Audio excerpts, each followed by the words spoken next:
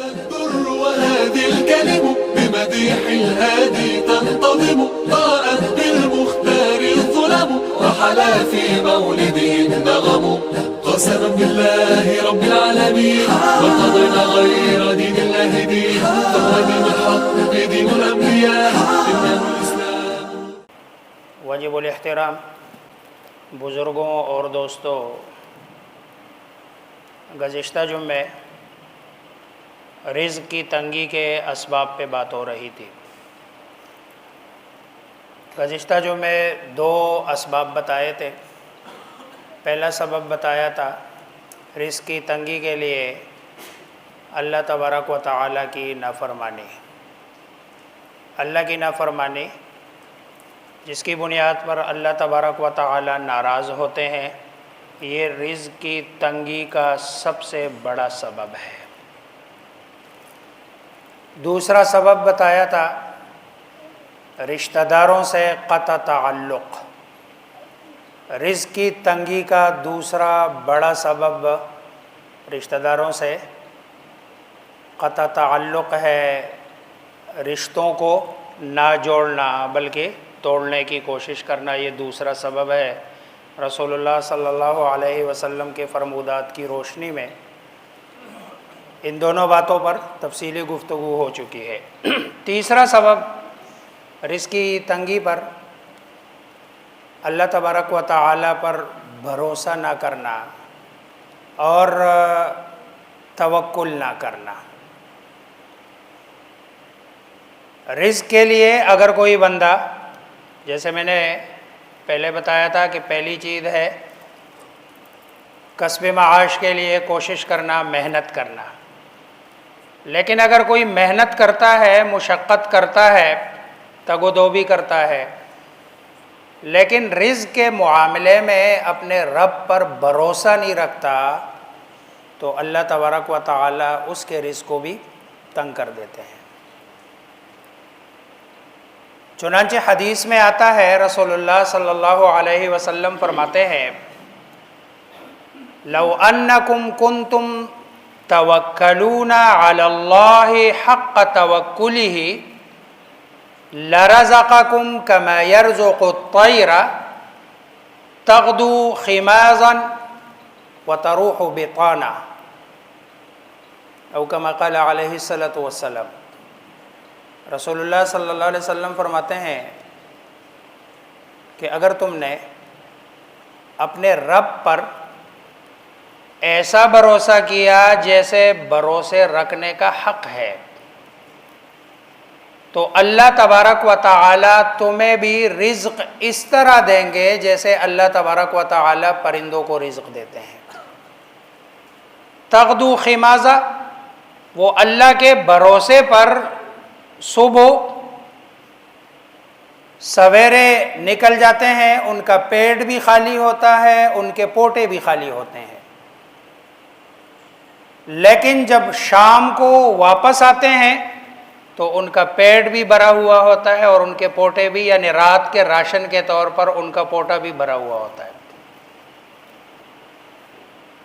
آپ نے کبھی نہیں سنا ہوگا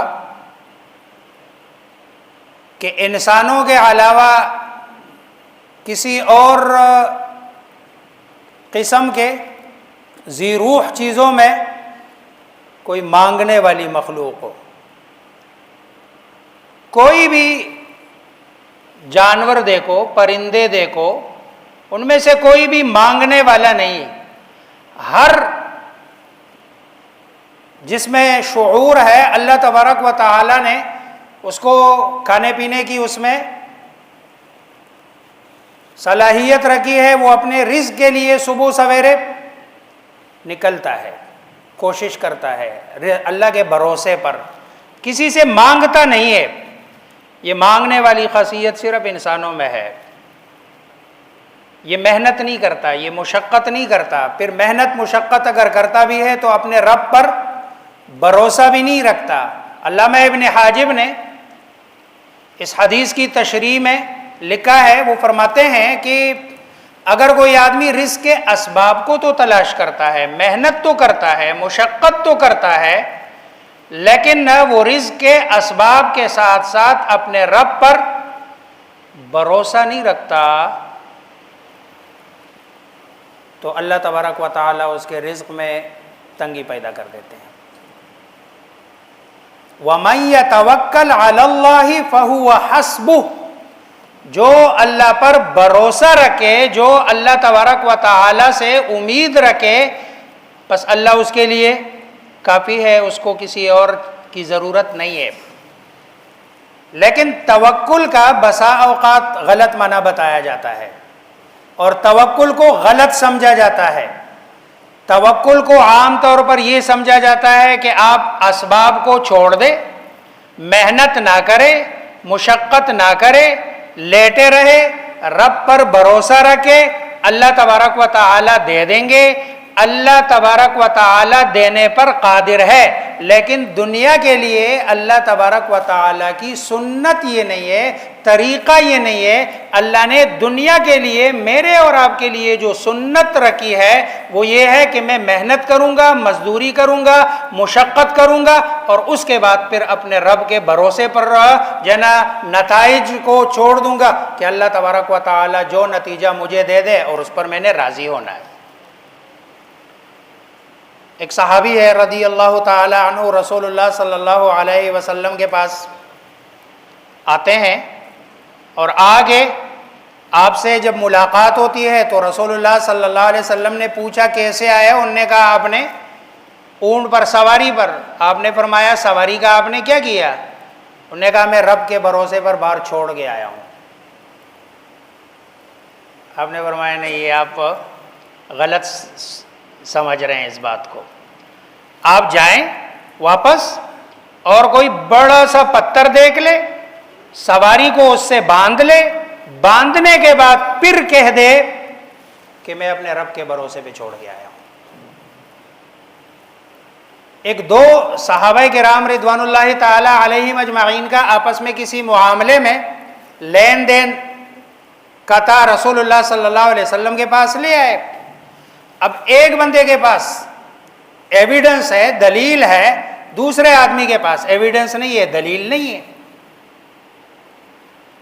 اب رسول اللہ صلی اللہ علیہ وسلم، ظاہری بات ہے شریعت کا اصول بھی یہ ہے، اللہ کا حکم بھی یہی ہے کہ آپ نے جو فیصلہ کرنا ہے وہ فیصلہ تو دلیل کی بنیاد پر ہے اور گواہوں کی بنیاد پر ہے۔ ایک نے اپنی دلیل پیش کر دی ہے، دوسرے سے پوچھا، انہوں نے کہا میرے پاس تو کوئی لکھا ہوا بھی نہیں ہے، کوئی گواہ بھی نہیں ہے۔ آپ صلی اللہ علیہ وسلم نے اس شخص کے حق میں کہ جس کے پاس گواہ تھے، اس نے اپنی بات ثابت کر دی، اس کے حق میں گواہ فیصلہ کر لیا۔ اب جو بندہ جس کے خلاف فیصلہ ہوا، جاتے ہوئے اس نے ایک جملہ کہا، اس نے کہا حسبی اللہ و نعم الوکیل،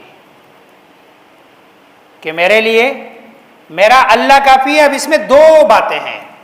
ایک بات تو یہ کہ اس نے گویا کہ رسول اللہ صلی اللہ علیہ وسلم کے فیصلے پر ناراضگی کا اظہار کیا، اور دوسرا یہ کہ میرے خلاف جو فیصلہ ہوا یہ حقیقت کے خلاف ہوا۔ رسول اللہ صلی اللہ علیہ وسلم نے بلا کے آپ صلی اللہ علیہ وسلم نے فرمایا کہ آپ نے پہلے سمجھداری کا معاملہ کرنا تھا، آپ نے سمجھ سے کام لینا تھا۔ خود حماقت کرتے ہو، بے وقوفی کرتے ہو اور سمجھداری نہیں کرتے ہو۔ اب آپ کے پاس نہ کوئی گواہ ہے، نہ کوئی لکھی ہوئی دستاویز ہے۔ اب ظاہری بات ہے میں نے تو گواہ کی بنیاد پر اور لکھی ہوئی دستاویز، اور پھر کہتے ہو کہ حسبی اللہ و نعم الوکیل۔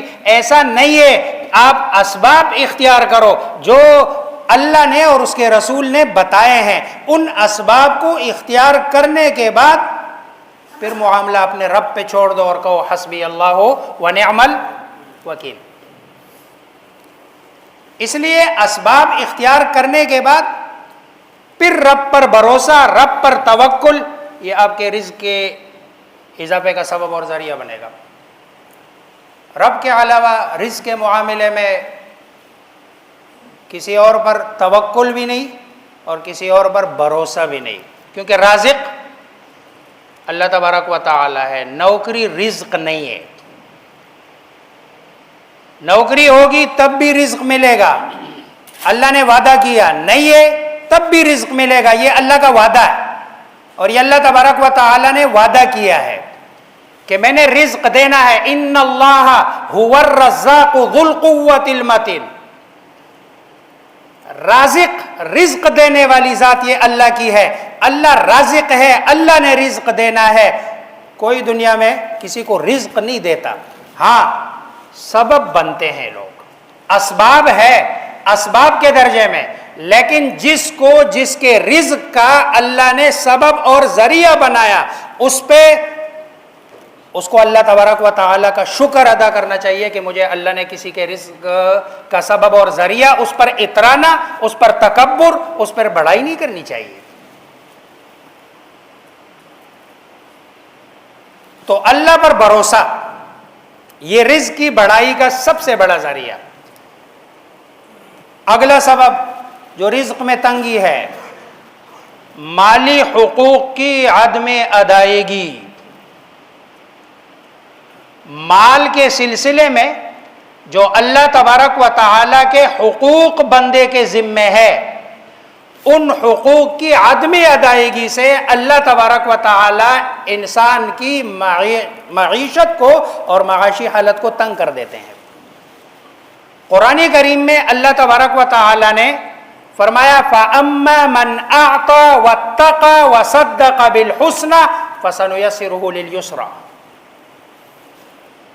فَأَمَّا مَنْ أَعْطَى, جس کو اللہ تبارک و تعالیٰ نے مال دیا, وہ اپنے مال میں سے دیتا ہے, خرچ کرتا ہے. وَاتَّقَى, اور اللہ تبارک و تعالیٰ سے ڈرتا ہے. وَصَدَّقَ بِالْحُسْنَى, اور سب سے اعلیٰ اور بہترین چیز کی تصدیق کرتا ہے, اس کو سچا جانتا ہے. فَسَنُيَسِّرُهُ لِلْيُسْرَى, اس کے لیے ہم سارے راستے زندگی کے آسان کر دیں گے. دنیا میں بھی آسانی, آخرت میں بھی اس کے لیے آسانی پیدا کریں گے. دوسری طرف وَأَمَّا مَنْ بَخِلَ وَاسْتَغْنَى وَكَذَّبَ بِالْحُسْنَى فَسَنُيَسِّرُهُ لِلْعُسْرَى. جو بخل اختیار کرتا ہے, اور بخیل کون ہے؟ بخیل وہ ہے کہ جو بندہ اللہ کی طرف سے جو اس کے ذمے مالی حقوق ہے ان حقوق کی ادائیگی نہیں کرتا, زکوٰۃ نہیں دیتا, صدقہ فطر اس کے ذمے ہے نہیں دے رہا, قربانی کا مہینہ ہے قربانی کرنی ہے, اس نے اللہ نے اس کے ذمے ضروری قرار دیے ہیں, قربانی نہیں دیتا. حج اس کے ذمے فرض ہے, حج نہیں کرتا, نہیں ادا کرتا. یہ مالی حقوق ہے جو اس کے ذمے ہے, اور اپنے مال میں سے یہ چیزیں نکالنی ہے.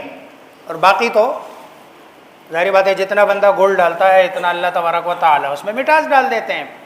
لیکن یہ تو وفی اموالہم حق معلوم للسائل والمحروم, ان کے مالوں میں ایک حق ہے جو معلوم ہے سائل اور محرومین کے لیے, اور یہ اللہ نے اس کے ذمے لگایا ہے. اسی طرح وآتوا حقہ یوم حصادہ, یہ حقہ کی ضمیر ہے جو پروناؤن ہے, اس کے مرجع میں مفسرین نے دو پروناؤن جو ہے نا پیچھے مرجع لکھے ہیں. وآتوا حقہ, ایک یہ ہے کہ اس زمین جو آپ کی کٹائی کر رہے ہیں نا, اس کٹائی کا جو حق ہے اللہ کا آپ کے ذمے. دوسرا یہ کہ نہیں, ہو کی ضمیر کا مرجع سائل اور محروم ہے, کہ وآتوا حقہ, کہ ان کو ان کا حق دے دو. اس لیے اگر کوئی بندہ زکوٰۃ دیتا ہے, صدقہ دیتا ہے, یا کوئی جو ہے نا غریب کا اس کو اس کا حق دیتا ہے, تو یہ اس پر احسان نہ کرے, یہ اس کا حق ہے جو اللہ تبارک و تعالی نے اس کے مال میں رکھا ہے. فقہا نے یہ زکوٰۃ اور صدقے اور خیرات کے سلسلے میں ایک بڑی عجیب بات لکھی ہے, اور ایک سوال اٹھایا ہے. وہ سوال یہ ہے کہ اللہ تبارک و تعالی نے تو قرآن کریم میں وَمَا مِن دَابَّةٍ فِي الْأَرْضِ إِلَّا عَلَى اللَّهِ رِزْقُهَا, کہ روئی زمین پر رہنے والے جتنے بھی لوگ ہیں ان سب کے رزق کی ذمہ داری میری ہے. پھر یہ اللہ تبارک و تعالی مجھے اور آپ کو بسا اوقات کیوں حکم دیتے ہیں کہ بھئی آپ نے اس کی رزق کی ذمہ داری آپ نے اٹھانی ہے؟ تو اس کو کیسے جسٹیفائی کیا جائے گا؟ اس لیے تمام فقہا نے لکھا ہے جب بندہ زکوٰۃ دیتا ہے، صدقہ دیتا ہے، خیرات دیتا ہے، یہ جاتا ہے اللہ کے ہاتھ میں، یہ مال جاتا ہے اللہ کے پاس، اور پھر وایا اللہ یہ آتا ہے مسکین، فقیر اور غریب کے پاس۔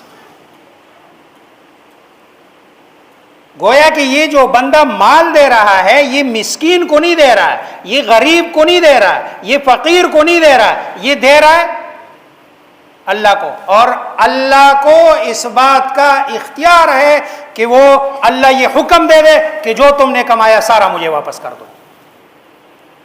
کوئی بھی بندہ اس کا حقدار نہیں ہے کہ وہ کہے نہیں یہ تو میرا کمایا، جیسے ہم کہتے ہیں نا میرا کمایا ہوا، یہ اللہ کا دیا ہوا ہے۔ اور دیکھے ہیں دنیا میں ایسے لوگ ارب پتی کرب پتی روڈ پہ بھیک مانگتے ہوئے دیکھے گئے ہیں، اور روڈ پہ بھیک مانگنے والا اللہ تبارک و تعالی نے نوازا اس حد تک گئے ہیں کہ پھر لوگوں پہ خرچ کرتے ہیں۔ تو یہ مالی حقوق کی عدم ادائیگی، اور یہ ہمارے اس معاشرے کا اس وقت سب سے بڑا مسئلہ ہے۔ ہر بندہ مسئلہ پوچھتا ہے اس مقصد کے لیے کہ کسی طریقے سے یہ جو میرے ذمے زکوٰۃ بنتی ہے، مفتی صاحب کے، مولوی صاحب کے کندھے پہ بندوق رکھ کے میں اس زکوٰۃ کی ادائیگی سے محفوظ ہو جاؤں، یہ کہہ دے کہ نہیں اس صورت میں آپ پر زکوٰۃ، تاکہ میری جان چھوٹ جائے۔ یعنی پوچھنے والے کا مقصد یہی ہوتا ہے کہ میں، اور وہ ذہن بنا کے آیا ہوتا ہے کہ مفتی صاحب دیکھیں اچھا اس صورت میں آپ کے اوپر زکوٰۃ نہیں ہے، اللہ کا دیا ہوا مال ہے، اور دینا کتنا ہے؟ 2.5%، یعنی 100 میں سے 2.5 روپے، کتنے زیادہ ہے۔ بندہ بسا اوقات کہتے ہیں نا میرے پاس تو ارب روپے ہے، تو ارب روپے کے تو 2.5 کروڑ زکوٰۃ بنتی ہے۔ بھائی اگر ارب کے 2.5 کروڑ زکوٰۃ بنتی ہے، یہ بھی تو دیکھو نا اللہ تبارک و تعالیٰ نے آپ کو 2.5 ارب دیے ہیں۔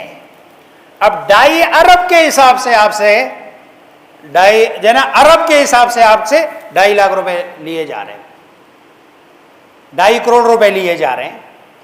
تو اللہ تبارک و تعالیٰ کا مال ہے، اللہ کا دیا ہوا ہے۔ اللہ تبارک و تعالیٰ اگر فرمائے سارا دے دو، تب بھی کسی کو یہ اختیار نہیں ہے کہ اللہ کے سامنے کہے کہ یہ مجھ سے کیوں لیا جا رہا ہے۔ تو مالی حقوق کی عدم ادائیگی کی وجہ سے اس وقت ہم پھنسے ہوئے ہیں۔ جس کے ذمے کوئی مالی حق ہے، ادائیگی، جب تک یہ سارے کام جو رزق کی تنگی کے اسباب ہے بحیثیت مجموعی، یہ سارے کام ہم نہیں کریں گے، اور ہم کہتے نہیں اللہ تبارک و تعالیٰ سے توبہ کر لے، توبہ نہیں قبول ہوگا۔ توبے کی قبولیت کے لیے پہلے ہم نے یہ سارے حقوق ادا کرنے ہیں، اب سارے گناہ چھوڑ دینے ہیں، گناہوں سے توبہ کرنا ہے، اپنے رشتہ داروں کے ساتھ تعلق کو جوڑنا ہے، اور وہ جو ٹوٹے ہوئے رشتے ہیں ان ٹوٹے ہوئے رشتوں کو دوبارہ بنانا ہے۔ اور اس کے بعد جو اگلا عمل ہے وہ یہ ہے کہ آپ نے اپنے رب پر بھروسہ کرنا ہے، رب پر توکل رکھنا ہے، اور توکل کے بعد پھر مالی حقوق کی ادائیگی کرنی ہے۔